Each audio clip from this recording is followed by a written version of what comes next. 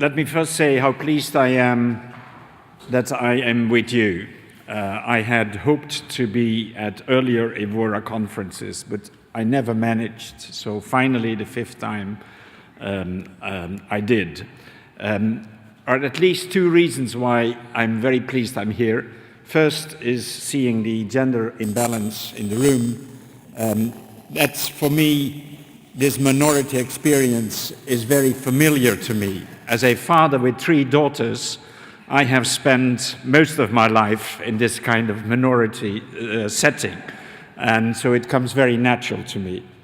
But on a more serious note, I'm really pleased to be able to congratulate the organization for its efforts and its setting up this platform for issues that remain as crucial as they were when the initiative was taken. So congratulations and lots of success in the coming years. I will simply make 3 points, and in doing so I will focus on ourselves in academia. Not look at the context, but look at things that we can, and in my way of seeing it, should do in academia. First point, I have learned that it is wise in many settings in academia to completely refrain from ideological motives, but use a very simple and pragmatic reasoning. A fair gender mix in leadership roles at all levels in the academy needs the quality impulse of including all available talents. If one would say, in a selection process, we only accept candidates the first half of the alphabet, or we only accept candidates that are born on odd-numbered days, everyone would say this is absolutely crazy. What about the even-numbered days? What about the rest of the alphabet? This is exactly the same situation if you leave on gender grounds, implicitly or explicitly, a large portion of your potential out of the picture. It is simply unwise to exclude such a large part of your available talent. And in addition to that, as was shown in some of the slides of Leopold Demiddeleer, creating mixed teams where you have a variety of personal qualities, a variety of life experiences, a variety of priorities in life are much more successful at almost every level of leadership, whether it's in industry or in the academy. And if you set up leadership training within your institution on a national basis or even internationally, it is a beautiful opportunity to work on gender balance as well. To make sure that in the intake of your leadership courses, you have a gender balance, that in the methods, the programming of those courses you do it, it's absolutely fine. And the basic impact of such leadership training programs is that you produce people that will start right from day one after they finish the course, looking for leadership roles and being available for leadership roles much more often than without such a training. So it's something you should not be doing only when you are in a leadership position, but early on, form clusters of potentials in your institution. Third and last point, fairness requires a level playing field in the selection process for each and every function in the academy. And it also requires a level playing field in the retention process afterwards. And here we are running into a very tricky problem. It was just referred to that biases inform our decisions to a very large extent. And one of the things we basically need in university, especially among academics in leadership roles, is bias awareness. We think we are rational people. We think we are smart people. We think we are people that obey the facts, but we don't. We are driven, governed by biases, all of us. And I've been sitting in numerous selection committees. I've been sitting in numerous discussions on selection processes. And after I myself made some progress in bias awareness, I was astonished about the degree to which this is governing our decision-making. So we all need this bias awareness training. It is absolutely essential. It informs us to do better with our students. It informs us to do better with our graduate students in our PhD programs. It informs us to do better in leadership roles, and so on and so on. And this is not something that is only relevant for gender issues and gender issues connected to leadership. It's absolutely it should be one of the trademarks of any healthy academic institutions. Those were my 3 points. You don't need ideology to make the point that there should be a gender balance in the academy. We need training, all of us, to prepare us for leadership roles. Start early, make it inclusive, and make it creative. And we need to be much better aware of the biases that are, all of us, driving our decisions. Thank you very much.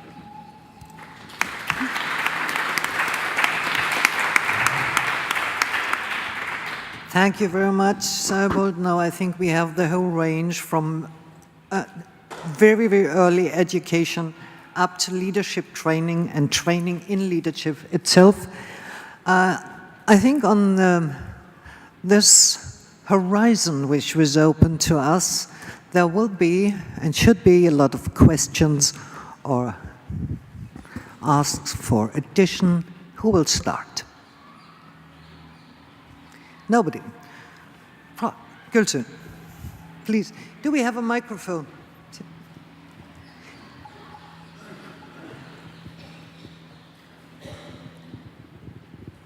First of all, I would like to thank our 3 speakers. We have had a very, very exciting session, I think. And it is one of the, most interesting sessions that we had here, because we have had a chance to listen different, ideas from our colleagues, and our first speaker summarized the political environment at European level. And later we have had 2 male speakers, and I can see the, different style of the, speeches coming from our male speakers. So I learned a lot. I would like to thank you all for your contributions. And I can see that industry has completely different, world. But what you described is not a, is not making us hopeless. We can see that there is a good, way to make a progress for females, and a lot of companies are taking steps towards making improvements. So I think we have to work on it. So European Women Rectors Association should be focusing on industry as well, because we are educating girls from our universities in order to make them strong enough to compete in industry. So I think we learned a lot from your speech. And our last speaker, Sijbolt, always give us, philosophic background. So I would like to thank him again. The keys that he described for further developments. Thank you very much. Thank you. Would you, by this, remind us to stop at this moment? I thought that 1, 2, or 3 additional questions should be allowed. If, please. Thank you. I would like to say thank you for the speakers, because it was an interesting morning. And I have a curious to Anna Pui about about this data that she said that in the she figure said that Spain is a high percentage of gender research content. Because I'm curious, because maybe it's because of that the Conservative Party cut the funding for the Human Institute. I don't know. I don't know if it's related or not, but this is a very hard situation in Spain, that this is a very important funding, and we are not involved in this funding. Oops. Okay. And the second one is for all of the speakers, because I would like to ask them if they think that what is the probability of change the culture of the institution. For example, I found really interesting the talk of Leopold. Also because we are finding the same findings in our research, that women in ICT sector deny to progress or to enter in their career. Will you please put your question, otherwise you'll be the last one. It could be good for you, but bad for others. So this is the question, that there is some possibility of change the culture. The work pressure is a very important issue for ICTs. Who will start or sum up? Well, just one simple example. Changing a culture in a university, one of the most important methods of change is giving a good example. And I hate to use myself as a good example, but in this case I make an exception. When I became president of the University of Amsterdam, I was working with 7 deans, and all deans of all faculty were male. And I said to my supervisory board and to my colleagues, I find this not acceptable. We must have at least a 40-60 gender division. And in 2 years' time, we had 3 out of 7 female deans, also in faculties where they had said for ages, this cannot be done, we don't find them, they are not available, and so on and so on. Same thing with the directors we worked with. I never was, in all the years in my presidency, in a meeting where there was not at least 40-60 difference. Now, if you look at the present composition of the present executive board of that university, the president is a woman and the rector is a woman. There's a male minority, so it was 60-40 the other way around. So the example that it is being done, and yet you see it everywhere when you look at leadership position, really works. So plans are beautiful, papers are beautiful, but actual examples, top way down, is absolutely crucial. Okay, thank you. Yes, please. And I think this should be the pre-last question. The last one is yours, then. I don't see any other fingers, and then we should close. I am Gita Revalde from Riga Technical University. I have a question to you, Mr. Noorda. So you said that people are rational creatures, but I have the feeling that not always people are rational. Sometimes emotional, irrational arguments are in the first place. And if you have these biases, these stereotypes, I have the feeling that these are in the level on not the rational level. How do you think, what can we do against these irrational things, emotional things? Well, that was exactly my point. We think we are rational, but we are not. We are governed by biases. So bias awareness training really teaches us to look at ourselves in a much more realistic manner And as long as you don't do this, you're governed by what you think is rational. You think by what is the true academic tradition. But in fact, you're informed by many other drivers. Okay. I recommend you the reading of the Thinking Fast, Thinking Slow book. You will be stunned. That's why in industry, for instance, we started gradually, because when I entered within Solvay in '80, it was a very strict mechanism, very hierarchical, you know, for decision making.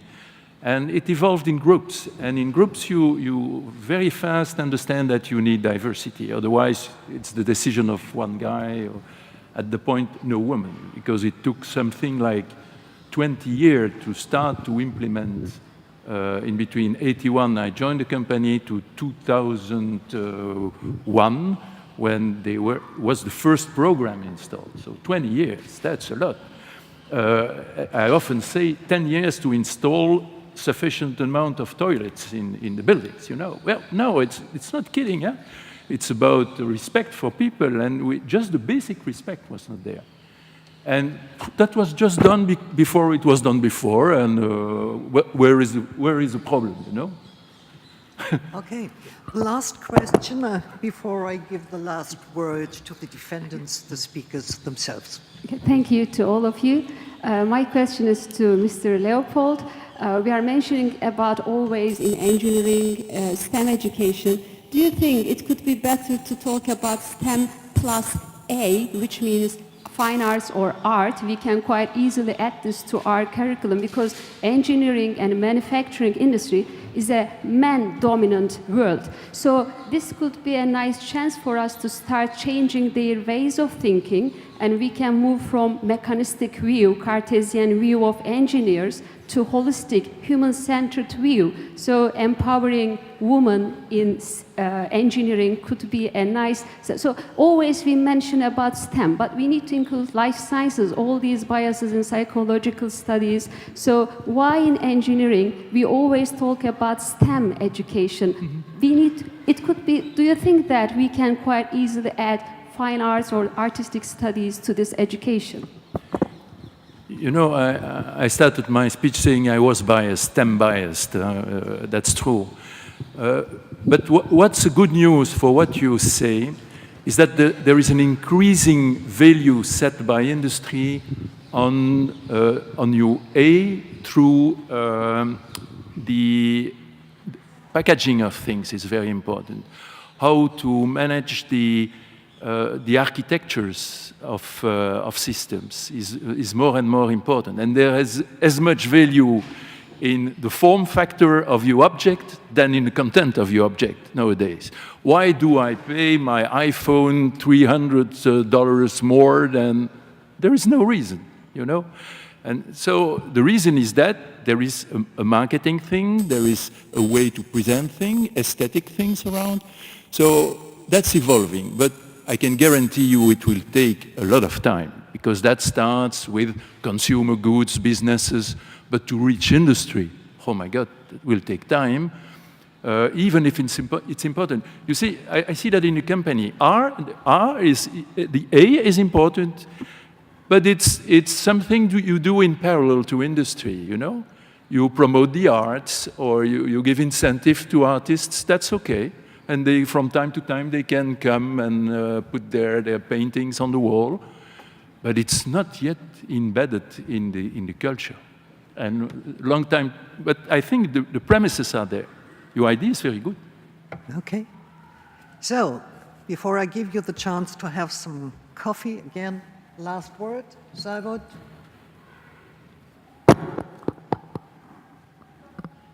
Well, just one little thing. It is very important to, as a university and as someone responsible for a university, to look to what changes and happens in the outside world. But the decisive changes in the gender balance and the gender culture in an institution or in a business is defined and decided upon in-house. It is not happening because the world outside changes. It's of course influenced, but not changed by it. It's changed because people inside take responsibility, take action, and continue to do so. It's not something that's going to make a change in a year's time, or 4 years' time, or 10 years' time. You have to do it on a long-term basis, but you have to do it yourselves inside the institution. That's what I've learned when I've studied good cases and when I've reflected on my own practice. Thank you so much. Maybe a recommendation for within 2 years to have a human resources manager from industry. I can introduce you to some very nice persons that have implemented these programs for years and years, and you could benefit from their experience. Okay. Okay, and I just want to highlight that I agree that training is one of the most important measures to really advance, to establish alliances with key roles in our institutions that are the responsible one to gender mainstream the policy. So I would really agree with that. And with the last question, that gender experts are also needed in the industry, in the governmental sector, that the integration of gender and sex analysis into research is not only a matter of justice, there is a business case for it and a social responsibility case for it. And I would really like that EURA also take that pushing that goal, because I think it's good for the development of our work. Also, I wanted to stress that the Spanish government, you can count with it to advance gender equality policies. And regarding your question, the data were from 2010 to 2013, so 2 different governments. I think that due to the crisis, all the budgets have been cut in public administration, but we do still have a humanities program and social science program and gender studies program, and I think, of course, are necessary. And just to finalize, Carmen Vela no, I forgot to say that at the beginning. I cannot say we have a feminist government, but our state secretary for research, development, and innovation is a feminist, one former president of the Spanish Association of researchers, female researchers and technologies, and I think that helps a lot. Having feminist politicians, men and women feminists, I think that makes to walk forward longer steps. Okay, let me close this session by thanking all the speakers and to confess that I'm a little bit skeptic in terms of rationalism, but very optimistic what the increase of behavioral skills is regarded, and we'll make it. Thank you. Have a good